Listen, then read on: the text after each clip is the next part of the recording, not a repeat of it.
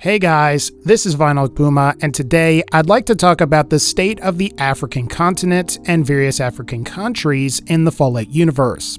Strangely, despite some of Africa's countries like Nigeria and Sudan being major oil producers, and the fact that Africa is a major exporter of valuable resources like gold, diamonds, and precious metals, Africa is barely mentioned in the Fallout lore.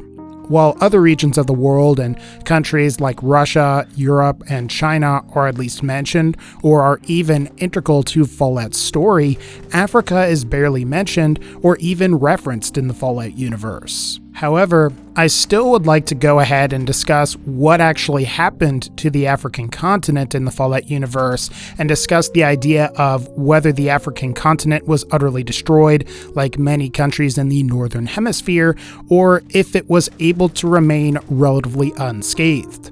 But without further ado, let's discuss what little we know about Africa in the Fallout universe. When it comes to mentions of African countries in the Fallout universe, Egypt is mentioned in Fallout 4 in one of Lorenzo Cabot's journals. Unfortunately, Lorenzo Cabot appears to have visited Egypt in the late 1800s, which won't really be able to tell us very much about what happened there in the events leading up to the Great War. However, I suppose what we can say is that Egypt is technically a part of the Middle East, which is mentioned fairly frequently in Fallout's lore. For the uninitiated, the Middle East was a major center of combat during the Fallout universe's resource wars, where the European nations under the European Commonwealth came into conflict with the Middle Eastern nations that had greatly increased the price of oil. We can assume that because Egypt is a part of the Middle East, that at least some fighting may have occurred in the region, and by the early 2060s, much of Egypt could have possibly been left in ruins as a result of all of the fighting. With this said, Egypt certainly doesn't represent all of the African continent, and as I've said previously, there is very little information on Africa as a whole, let alone individual countries in Africa. While I suppose we could assume that other North African countries like Egypt could have developed in a very similar way to the Middle East in the Fallout timeline, we can't really be so sure of that, given a certain anomaly that you may or may not be aware of if you've looked at some of the globes in Fallout 4. In Fallout 4, you will notice that the globes portray Europe, the Middle East, and Africa being joined by this landmass that appears where the Mediterranean Sea would be in our very own real world. While it's entirely possible that this could have been an error or random inconsistency that Bethesda overlooked, there is an interesting historical proposal that was made in the late 1920s that the European Commonwealth could have eventually followed up on or modified that may have resulted in this drained land. This was known as the ATLANTROPA project and was devised by a German architect named Hermann Sorgel. His idea was to drain the Mediterranean Sea by building key dams at places like the Strait of Gibraltar, the Dardanelles, as well as between the countries of Sicily and Tunisia. And while this wouldn't necessarily create a giant landmass, it was conceived as a means to connect the European and African continents to solve both economic and political turmoil that had affected Europe after the First World War. In fact, it was a popular idea at the time.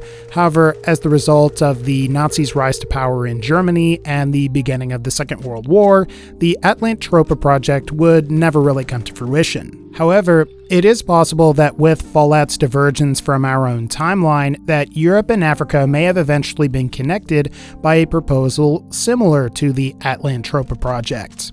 It's difficult though to say when this would have occurred because the Fallout timeline diverges from our own during the mid to late 1960s.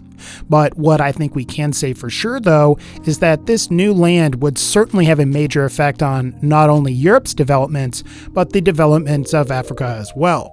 Because there is no large body of water where the Mediterranean Sea would be, North Africa could potentially benefit more by being like Europe, or it could just exacerbate the current state of post-colonial Africa in our real world. Now, if you watched our last video on what happened to Japan, in that video, we pinpointed the date of the divergence as being sometime during the early 1960s.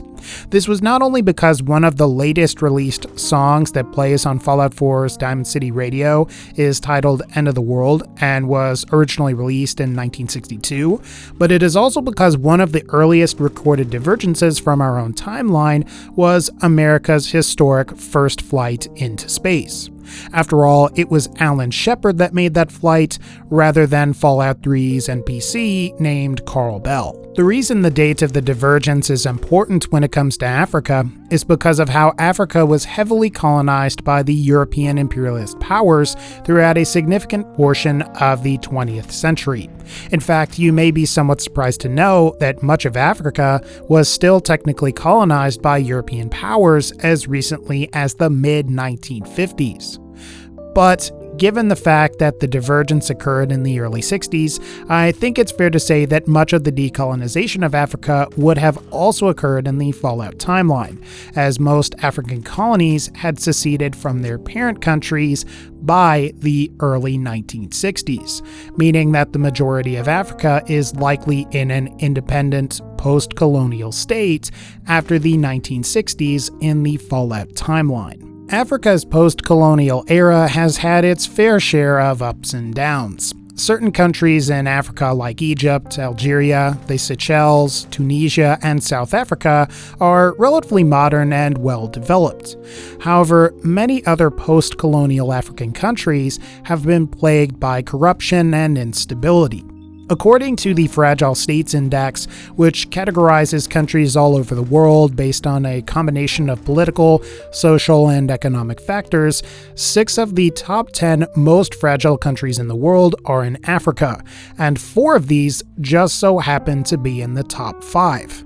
Sadly, a lot of this economic underdevelopment and political instability was the result of colonization by the European imperialist powers during the 1800s. Many of the borders current countries occupy were established during colonial times without regard for the difference among Africa's various ethnic groups.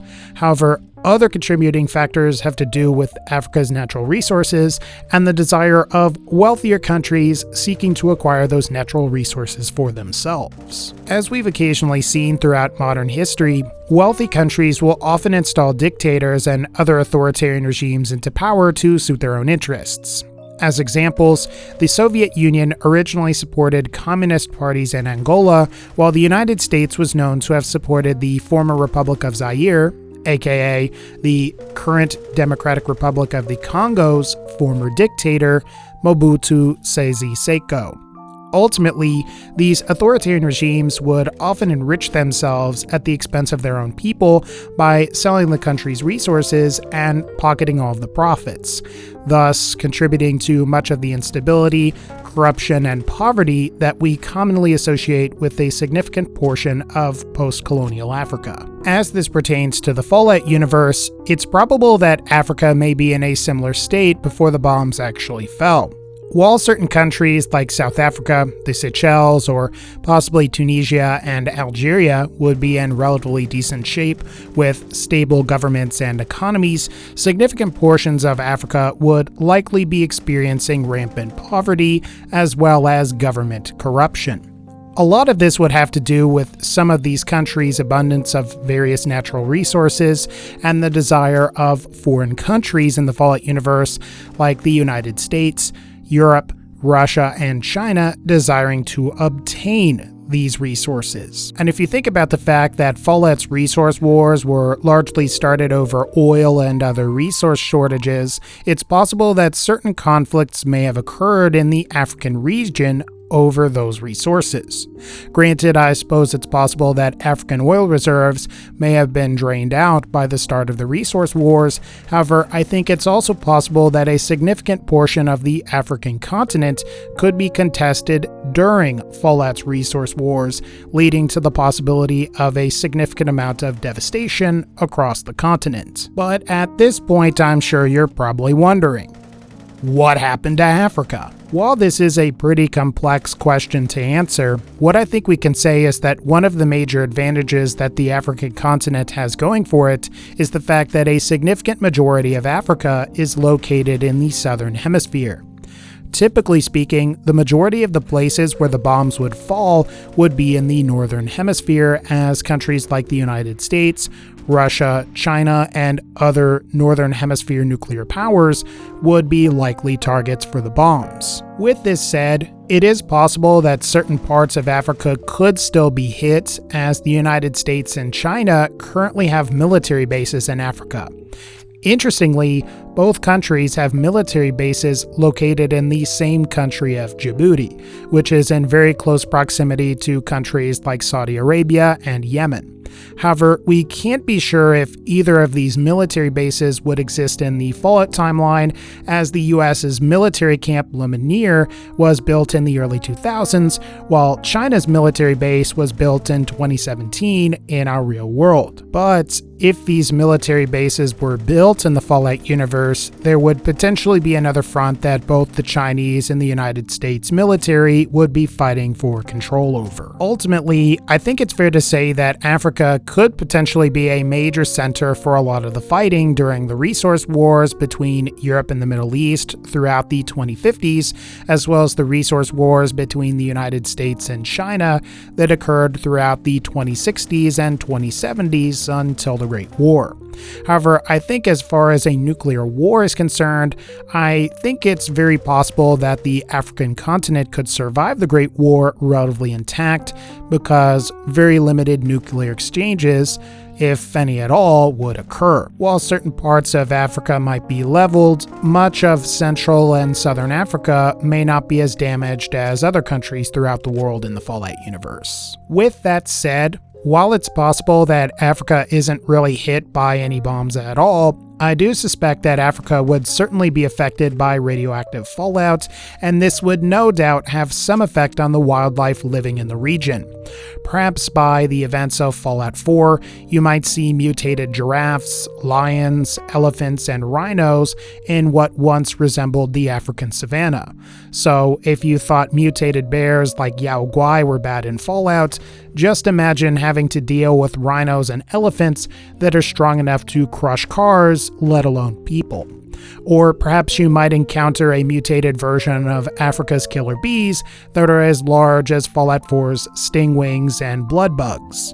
That would be a very bad day. As far as what societies would form, though, I think that Africa's relative isolation from the rest of the world, brought about by the Great War, could end up yielding more stable societies across the continent than what we've seen in the post-colonial era. After all, as we've mentioned, one of the driving forces behind Africa's instability in the real world is the natural resources and the desire of foreign governments to obtain those resources. With a lot of these foreign interests gone, perhaps there would be less government corruption and instability, or at the very least, the government corruption and instability wouldn't largely be the result of these foreign interests. So with this in mind, the Great War could potentially be a positive reset for the African continent, as the continent would be free to develop and would also potentially be free of the constrictions that were placed on it in the colonial and post-colonial eras. Perhaps during the events of Fallout 4, the remains of African countries may end up being in better shape than most other countries from the northern hemisphere that were severely targeted by the bombs. While I doubt all of Africa would resemble a pre-war society, I do think that parts of Africa could potentially be on par with the Fallout universe's NCR.